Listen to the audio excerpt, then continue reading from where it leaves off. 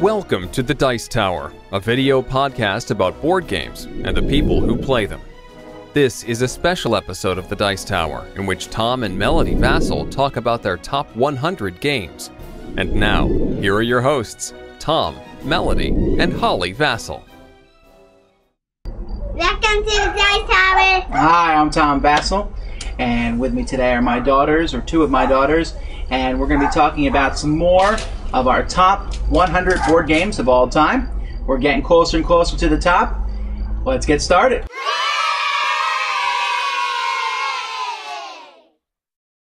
I like this game because you're racing around the track by trying to see colors to get the shortest color rank to get to the finish line.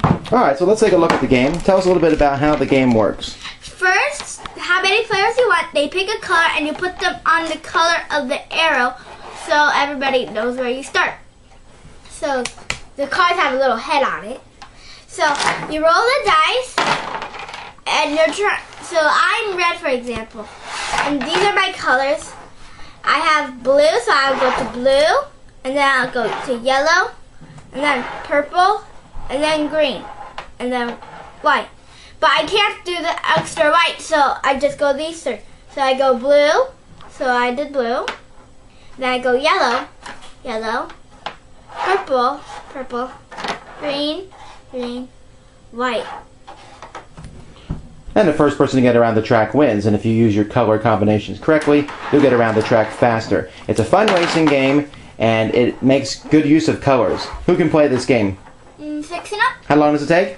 Like less than an hour. Maybe less than 10 minutes then.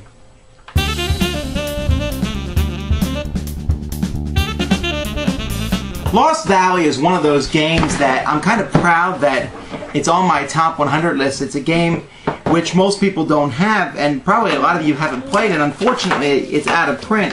But the game is a tile-laying game in a sense where you're taking rhombuses and putting them down on the board next to one another. And you're going through this game searching for treasure, mining, basically either going to streams and mining gold from the streams or going into the mountains and mining gold there.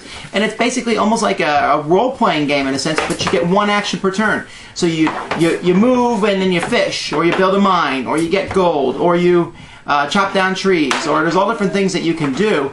And everything's very quick, and it all works together, and it's very thematic. I really enjoy this game. I wouldn't mind seeing some expansions to it, but this is probably all I'm ever going to get for it. Still, all my best games of all time. 5th year it's been here, and I enjoy it just as much as before.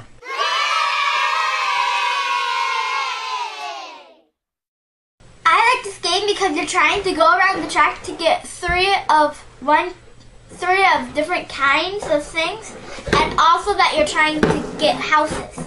And this game has some really wonderful components. Look at this. It's like a wooden playground. And Melody's correct. On your turn, you roll the die, and that die will tell you how far... There, it went all the way to the edge of the table. How far you move the board around. So Melody moves it 3 spaces clockwise. So 1, 2, 3. And then each player, if they're next to a resource of any color that they don't have already, they'll take that color and they'll put it in the area behind them. And when they get one of each different resource, brick, wood, and hay, they can then build one of the houses in the middle of the table. And the person who builds the most houses is the winner. Now, for some reason, we can't find our thief dude right now, but there's also a guy who steals one. And really, there's no strategy to the game whatsoever. You just take the resources and build the houses, but you can... When you put resources back, I guess you can put them back in places that are advantageous for you. So I guess there's a bit of strategy, but it's all about the really cool pieces.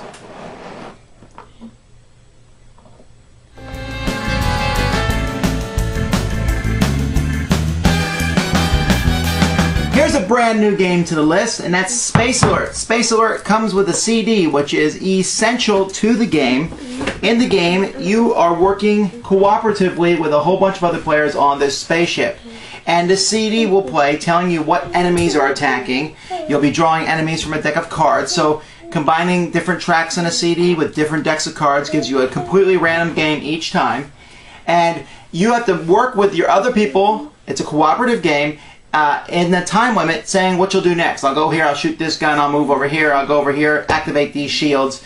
And you're all doing this, so it has almost a feel of Robo-Rally because you program what your guy's going to do, but at the same time it's cooperative. Oh man, I lose this game like 9 times out of 10, and I still love it. I love the space theme, I love the cooperative aspect, I love the real time. This game cracks me up. One of the guys I played this game with, he went home and he said he dreamed about it. It was so stressful to him because he just wanted to save the ship. I don't dream about it, but I really enjoy it, which is why it debuted so high on my top 100 list.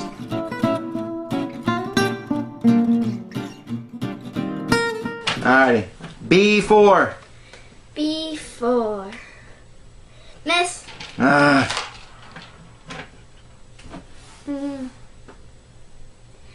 C5.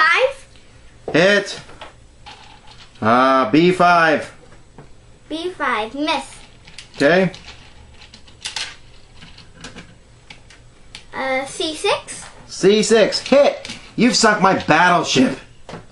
Why do you like this game so much, Melody? Because you're trying to sink other people's battleships. This is a really neat thing in a sense because Battleship, when I was Melody's age, was a game I played all the time. Our classroom at school had it, and I played it. You know, I tried to play it every day. I wanted to play Battleship. Nowadays, I really don't like the game much at all, but Melody still likes it. And where did you learn to play it? Mostly at camp. Yeah. See, I didn't even teach you this one.